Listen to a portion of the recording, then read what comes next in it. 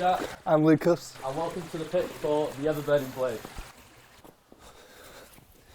We knew we wanted to do a medieval period piece because we wanted to challenge ourselves, not just with a filmmaking standpoint, but also understanding that time period as a whole. And as we began to understand the world and research into it, we looked into their ideals and their morality and found similarities in theirs to ours, theirs being duty and ours responsibility. And as we explored that, we needed to find conflict, and we found the conflicting ideals to duty and responsibility were freedom and morality. It then created the premise, how far would duty take you until you decide to forsake it? The reason we chose fantasy was basically we wanted to challenge ourselves even more and basically provoke attention to stand out and gain a crew.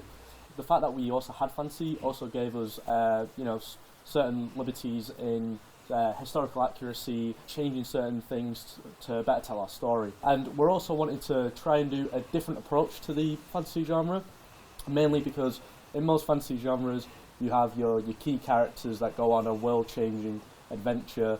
Ours is a much smaller scale. It's not a world-changing event, such as Frodo throwing the ring into Mount Doom to save Middle-earth, whereas ours is a much more unglorified approach.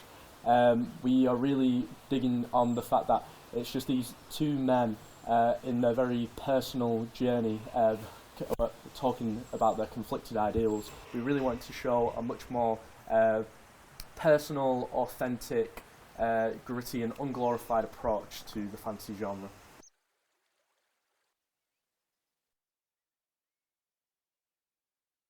A knight deserts the order he'd sworn his life to. Now liberated from his duties, he finds himself being hunted by a friend and fellow knight of the order he'd once served. We follow the deserter Baracus, freshly on the run after killing a fellow knight of his order and completely ditching all of his duties. Meanwhile, Siegfried, his old squire, has taken up the task to hunt him down and bring him to justice.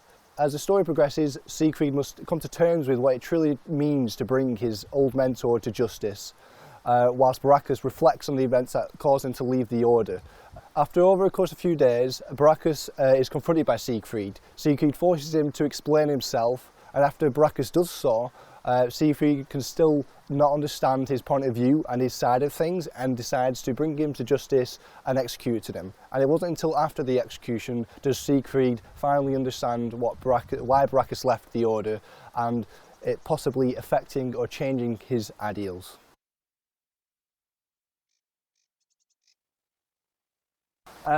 Throughout the story process, the common themes we came across were themes such as duty versus morality.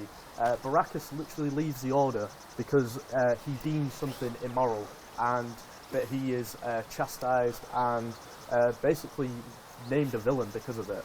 And we really wanted to ask the question that just because you must, be told what to do, if you do not believe it to be right, should you still go through with it? Are you wrong for disagreeing? The most common theme we found, though, and one that we believe resonates with all audiences, is Baracus is a man that has lived a life of pure service, a life that he never chose, but he does it for the sake of his family. And just because he decides to live a life that he wants to, he's deemed selfish and, again, deemed a villain. And we think that audiences can resonate with this because throughout our entire life, society dictates that we should be doing one thing, but sometimes we do not want to do that and we want to go and live a life of our own. And throughout the film, we just want to show that no matter at any age, it's okay to carve out your own path. We follow Baracus. He's a man in his late 40s. The son of 5, the only son of 5, he was basically forced into the order and a life he never chose due to his father dishonouring the family name. And being the only son in the family, it was his job to step up and do his duty, which he did, and basically bring honour back to his family name. However, he never chose this life, but he does it for the sake of his family. Over the time, he became known as a very compassionate, a very honourable and a very selfless man, especially taking up young Siegfried and making him his squire, and almost like a father to him. However, over time, he became quite a bitter and, personally, a very regretful man, and he just wants freedom. But realistically, what he really needs is just for people to understand why he wants this liberty and this freedom.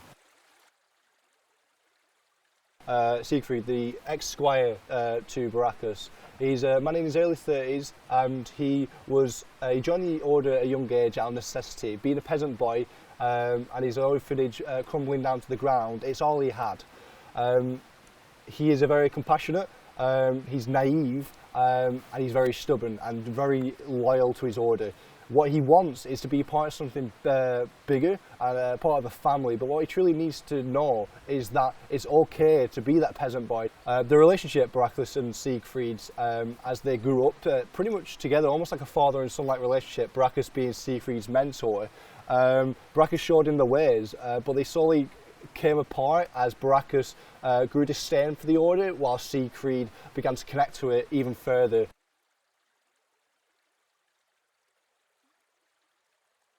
Hi guys, I'm James, I'm the producer of this film. I'm really excited to work on this film. I've worked with all of the crew before, either in other films or as a football team, so I know that they can do their job really well, and I know that I can get on with them, and I know that we can communicate really well. Our target audience is going to be primarily young adolescents, as the story really focuses on the story of duty, honour, and where that really comes, you know, sort of moving away from what you're told to do and finding your place in the world. The two types of audience that we'll be mainly attracting is the struggler and the reformer. The struggler is a audience member that tries to find an escapism. You know, they look at a film, they watch a film, they just want to escape from their reality. That attracts a more working class sort of audience, you know, people who maybe just want a break from the world, a break from their day. Our other type of audience is attracted by the fantasy element. You know, we get to really explore a new world, and we get to explore how the world can be. And this will attract, you know, just everyone. It's a more open audience. We currently don't have a production designer. We are seeking to that, as we have had lots of people from the Sandy Network and from second year talk to us, as a lot of people want to work on our project, to the point where we're probably going to have to create an art department, which is going to be fun for me as a producer, because I'm going to have to find ways of getting money to get all their ideas produced and find ways to get all their costume and all their sets made. We're currently looking at loads of places to film. As a producer, I'm looking at those, and I know the director's been looking. We're looking at places in Wales, in Scotland, primarily because they just have such open landscapes and they've got such beautiful skylight, like you can see the sky beautifully, the trees, wonderful places, although we aren't set on any particular location at the moment. The main thing that we'll be focusing on for the feasibility of our film is that we will be setting our sword on fire. That's a crucial part of our story. It's the title of our film. And we've already talked to tutors, and we've already found ways of doing it practically. Me and the director have both looked at ways of finding to do it safely, efficiently, and that no crew or anything's going to be damaged or hurt. The Ever Burning Blade really interested me, as it's the most ambitious project I've worked on yet.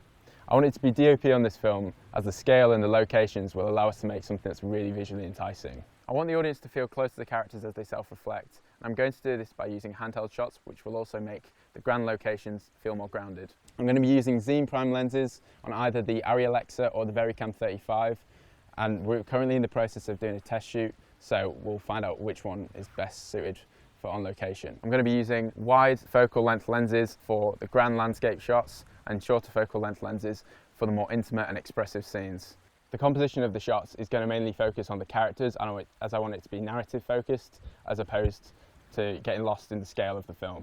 The style of the film is going to be mainly inspired by productions such as The Green Knight and Game of Thrones. The Green Knight from its picturesque landscapes, and Game of Thrones from its grounded approach to camera work, which increases the verisimilitude. But I'm going to go for a hybrid of both these productions while still being authentic and original. Another inspiration was Emmanuel Lubetsky's cinematography and his ability to create realism within his shots. The lighting for this film is going to be predominantly done through natural lighting, and we won't have any mains power on set, so I'm going to have to utilise lights such as the Aperture 300D and the Velvet panel. These are great as they'll allow us to change the colour temperature to whatever the scene requires.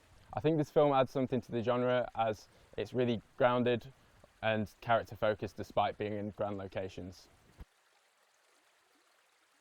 Editing in this film is going to be crucial to forcing the ongoing narrative throughout it. There's a lot of important factors to consider in this aspect. When we're talking about these dwarving landscapes as opposed to these small people in them, about how long we can hold these landscapes without detracting from the story. Not only that, It's about the balance between the landscape B-rolls. I have to be able to cut efficiently between them without taking anything away from the narrative while gaining everything from a cinematography point of view. On top of that, the colour's going to be really interesting. There's going to be a lot of browns and greens due to the fact that there's little civilization in this fantasy world. It's going to have to highlight the wilderness that these characters are lost in their minds, represent that and their personal journey through that themselves. There's going to be a lot of night shoots. This is something that will cause a challenge for me as an editor. I've got to be able to strike the balance between on-set lighting and off-set lighting. We're going to have campfires creating glows, but also lamps. Blending these together is something that's going to be hugely important in making these nighttime scenes look real and good. Sound is something we're exploring. There's going to be sound ops that we're going to be able to try find. We're very confident that we'll manage to find these by the time we start pre-production heavily. We're also looking at managing to get an original score together. We're going to be trying to find a way to use music students to create a score that sounds like it would be from that time, using more traditional instruments to really create an atmosphere of this medieval time. Post-production sound is an area that I myself have a lot of expertise on. I've done ADR multiple times before. I've done multi-track sound balancing, and it's something I personally am experienced in. I'm going to want control over the soundscape in post. I'm going to want to be able to take the voices from on set and integrate that with my own post ideas of putting in birds chirping, trees rustling, anything like that I want in the background. That's something I need to be able to control completely. Editing is going to be a challenge for me, but it's something I'm really going to enjoy. This is our passion project and we can't wait to get started.